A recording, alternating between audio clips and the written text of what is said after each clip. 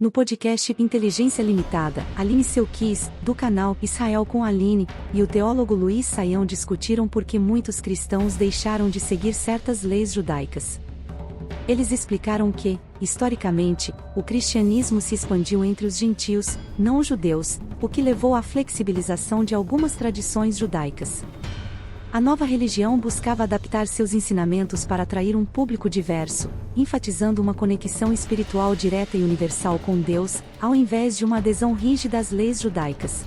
Porque eu não estudei bem essa parte. Deixa eu colocar uma questão que talvez seja um pouco problemática, que é a questão da lei, né, da tradição dos judeus, e por que os cristãos decidem quebrar com isso, né? Se tem essa raiz do judaísmo e de Cristo, por que todas essas tradições de não comer porco, de guardar o sábado e a gente guarda o domingo, por que mudam essas coisas? É por causa do Império Romano? Aí então, falar um pouco, algumas coisas. Primeiro, muita gente entende que para levar o cristianismo, levar a mensagem de Jesus ao Império Romano, tu tem que dar uma flexibilizada. Imagina eu chego agora pra ti e eu digo, olha, querido, tu é pagão, tu é romano, Vilela, querido, eu tenho uma nova religião pra te apresentar. Eu te apresento a fé em Jesus, mas tu tem que fazer a circuncisão. Não sei se todo mundo toparia. Eu já estaria fora. Então, por exemplo... Cortar algo que já é pouco. Então, o que acontece é que muita gente acaba tendo medo de entrar no judaísmo por circuncisão, porque são muitos compromissos. Então, aí o pessoal que começa a levar o cristianismo adiante, dentro do Império Romano, eles têm uma opção. Ou eu abro mão ou flexibilizo em algumas coisas e assim eu consigo levar a mensagem mais adiante. Né? Exatamente. Eles decidem, olha, a mensagem de Jesus é mais importante do que as leis. E isso a gente vê, parte inclusive do Novo Testamento, cartas que discutem isso, o que tem que ser feito e o que não tem que ser feito. Tem que, agora é o seguinte... Se um judeu acredita em Jesus, ele tem que comer kasher, ele tem que comer segundo as leis alimentares. Mas se uma pessoa que toda a vida comeu porco, agora aceita Jesus, ela precisa passar também a cumprir a lei ou não? São discussões que o antigo cristianismo tinha. Então, se decidiu flexibilizar para poder levar mais pessoas ao primeiro ponto. E segundo, também tem algumas questões teológicas. Tem a questão do livro de Atos 10, que Pedro estava em Jope e ele vai ter uma revelação, vai ter uma visão de uma cesta descendo aos céus e dentro da cesta tem animais, todos os animais do mundo, uma voz dizendo vai, mata e come. E Pedro fica aí em dúvida do que aquela mensagem quer dizer. Parte das pessoas interpretam isso como literalmente, ok, a partir de agora tem permissão de comer todos os animais. Isso é depois de Jesus, isso é depois. Quer dizer, Jesus nunca comeu porco, mas isso é na época de Pedro, um período um pouquinho posterior. E também o que acontece é, logo depois que ele tem essa visão, ele é chamado a ir para Cesareia, para se encontrar com um romano pagão. Cesareia era a capital pagã de Israel. Então ele vai de lá, direto a uma cidade pagã, e ele tem um encontro com um romano pagão que tinha fé. E aí ele entende, ok. E daí ele entende que parte da mensagem que ele tinha recebido é a gente tem que levar isso a todas as nações. Então tem também uma questão teológica que justifica por que parar de manter parte das leis. Mas foi uma discussão. Tem aí... E nos judeus nunca teve essa discussão de quebrar totalmente com a... Então, o judaísmo, 99% do judaísmo concorda em manter as leis alimentares, por exemplo. Não todo mundo cumpre. Tem gente que diz, olha, o judaísmo não come porco, mas eu pessoalmente decido comer. Tá. Mas existe dentro do judaísmo também a reforma. Como tem a reforma no cristianismo, também tem a reforma no judaísmo. Então, hoje em dia, a gente tem alguns movimentos reformistas que eles são bem mais flexíveis em relação à comida, mas, em geral, se mantém. O judaísmo é muito uma religião pessoal. Então, é a tua relação com Deus e parte dos judeus decidem não manter as coisas, mas o judaísmo, em geral, mantém as leis ainda de alimentação, do sábado, e cada um aí escolhe cumprir ou não. Então, no contexto judaico, a parte mais significativa e essencial da Bíblia é a Torá, a lei. Tá. A percepção do judaísmo é que a lei tem 613 mandamentos que devem ser obedecidos, né, que é muito reforçado desde Maimônides, que é uma das referências mais importantes. Só que nós temos dois problemas. O primeiro é que grande parte dessas leis são impraticáveis. Por quê? Grande parte delas são litúrgicas. E os judeus não têm um templo. Por isso eles aguardam que a Geulah, a redenção, para que a vontade divina seja plenamente realizada.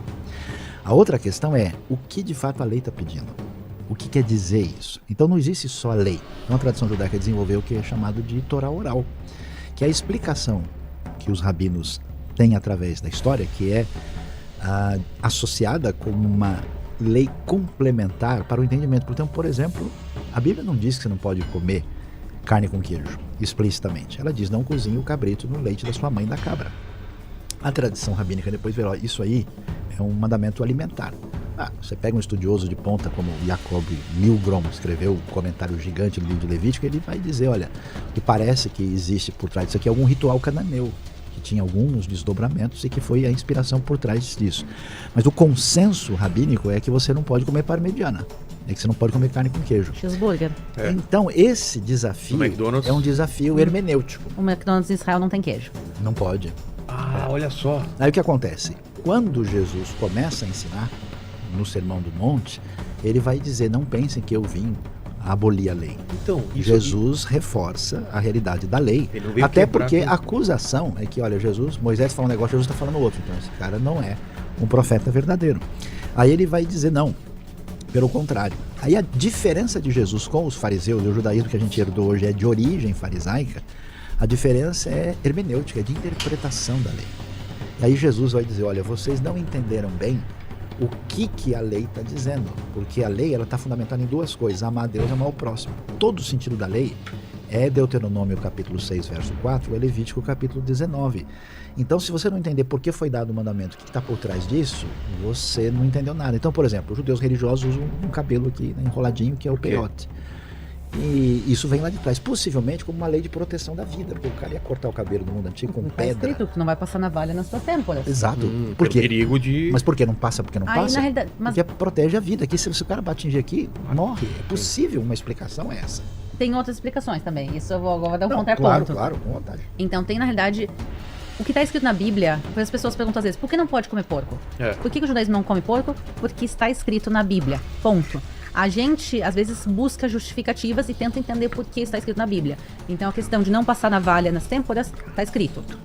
Uma das teorias é o que o Sayão disse. Outra teoria é para se diferenciar. Por exemplo, como os egípcios, qual era a moda no Egito Antigo? Se raspava toda a frente da cabeça e se deixava um rabo de cavalo atrás. Então, talvez seja a maneira de Deus e da Bíblia dizer, olha, não segue a moda dos pagãos. Não te veste como eles, não corta o cabelo como eles, não come como eles.